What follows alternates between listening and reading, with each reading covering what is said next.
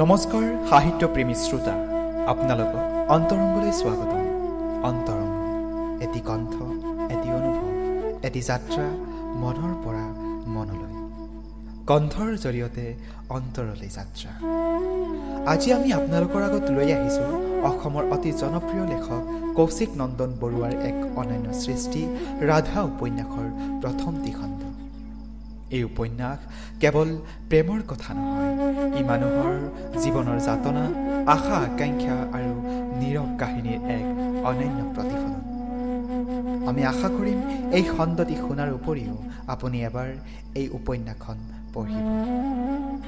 আহা আমি যাত্ৰা কৰোঁ অন্তৰংগৰ পৰা অন্তৰলৈ।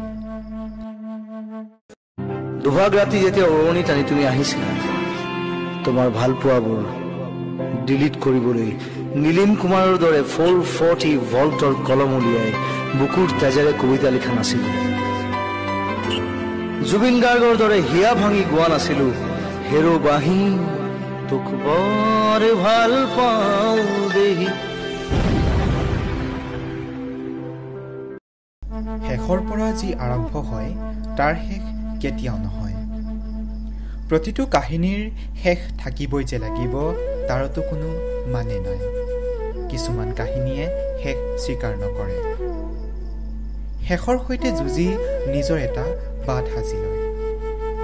কৃষ্ণচূড়া বুলিয়া বাট এটা কেতিয়া সেন্দুৰীয়া হৈ পৰে সেয়া উমান লেখকেও নাপায়।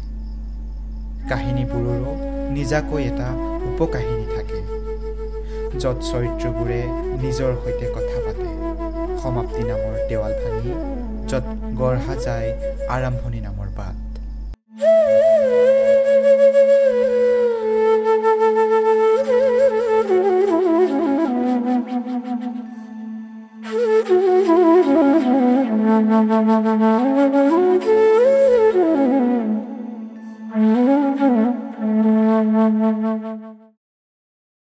পাঁচমহলাৰ ওপৰৰ এটা আটকধুনীয়া ফ্লেট। সোমোৱা দুৱাৰখনৰ কাষতে বৰ্ড এখনত লিখা আছে ভাল পোৱাৰ কাঞ্চন আৰু তলত দুটা বিশেষ নাম। তাৰ পৰা সোমায়ে বৃহৎ লিভিং ৰুম, তাৰ সোঁফালে পাকঘৰ, পাকঘৰটো পাৰ হৈয়ে এটা গোসাঁইৰ ঘৰ। ৰাধাকৃষ্ণৰ যুগল মূৰ্তি এভাগ আছে। লিভিং ৰুমটোত সন্মুখৰ ফালে আধুনিক চফা আৰু ৱালত লাগি এখন ডাইনিং। ৰুমটোৰ সিফালে আন এযোৰ চফা, সন্মুখত প্ৰকাণ্ড টিভিটো। ৰুমটোৰ বাওঁফালে তিনিটা ডাঙৰ বেডৰুম আৰু এটা অলপ সৰু ৰুম, মাজত কৰিডৰ। এটা বেডৰুমৰ লগত সংলগ্ন হৈ আছে বেলকনি এটা। সেই বেলকনিটোতে থিয় হৈ তলৰ মহানগৰখন চালে সন্ধিয়া ৰাগিনী বৰুৱাই। হাতত একাপ কফি, অলপ আগতে গা ধোৱাৰ বাবে ভিজি আছে চুলিখিনি।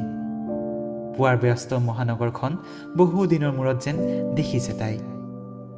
নিজৰ শেষ নোহোৱা PhDৰ কাম আৰু এখন প্ৰখ্যাত কলেজৰ সহকাৰী অধ্যাপিকা সন্ধিয়াই পুৱা এনেই এইদৰে ৰ'বলৈ সময় নাপায়। পিছে আজি তাইৰ ছুটি, সেইবাবে এইকণ সুযোগ এৰিবলৈ মন নাই তাইৰ।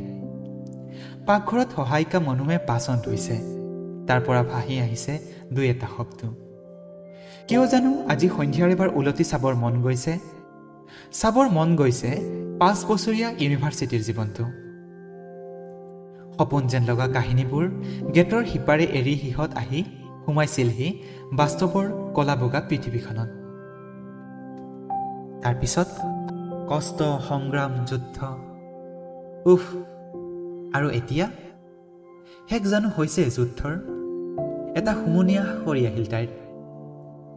এনেতে ফোনটো বাজিল। বেলকনিত থকা চুলুনাখনৰ পৰা ফোনটো আনি কাণত ল'লে। ৰোণ, গাড়ী চাবিটো। জানো এইটো আৰু নতুন কথা নে? গৈ আছো ৰবা। গাড়ী চাবিটো লৈ এপাৰ্টমেণ্টৰ লিফ্টৰ চুইচ টিপিলে সন্ধিয়াই। এৰা নতুন কথা নহয়, তাই ঘৰত থাকিলে এইটো কাম প্ৰায়ে কৰেহি।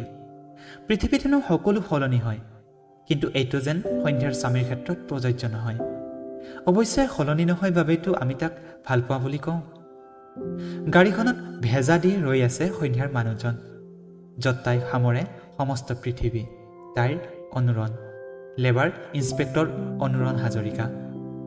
চকুত হাঁহি, চাবিটো আগবঢ়াই তাই ক'লে, সদায় কিয় পাহৰা কোৱাচোন?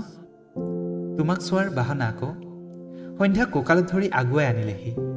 ধেত এইটো জাহ বুলি আঁতৰি আহিল সন্ধ্যা। বিয়াৰ 3 বছৰ হ'ল। এতিয়াও ক'ৰবালৈ শিহত মাজে মাজে ঘূৰি যায় আগৰ চঞ্চল সময়বোৰলৈ। অনুৰণক চাবিটো দি ওপৰলৈ আহিল সন্ধ্যা। বেডৰুমত ফোনটো বাজি আছিল অথনিৰে পৰা। সন্ধ্যাই কল বেক কৰিলে। লগে লগে সিফালৰ চিনাকি মাত। কি মানে? ক'ত মৰি থাক? পুৱা উঠিয়ে ৰোমাঞ্চত লাগি যাব নি দুইটাই? খিলখিল হাঁহি এটাই খেলি গ'ল সন্ধ্যাৰ মুখত। এইটো মাতৰ সন্মুখতেই যে সন্ধ্যাই পাহৰি যায় নিজৰ সকলো পৰিচয়। 20 বছৰীয়া ছোৱালীজনী হৈ পৰে তাই।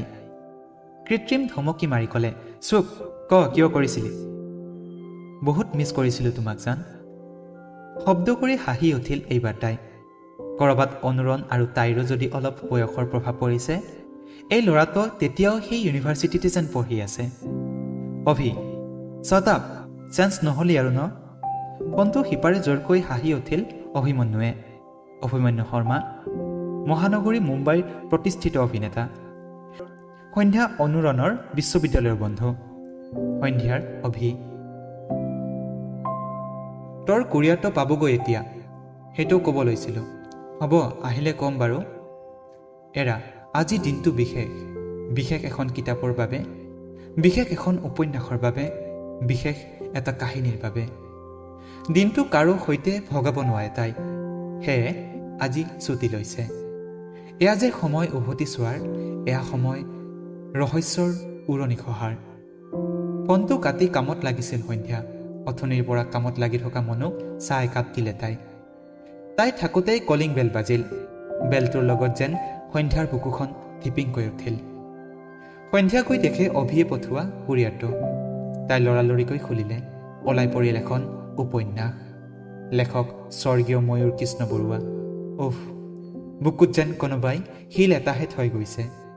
স্বৰ্গীয় শব্দটো হাতেৰে এবাৰ মোহাৰি দিলে তাই। খুলি গৈছে অতীতৰ দুৱাৰ।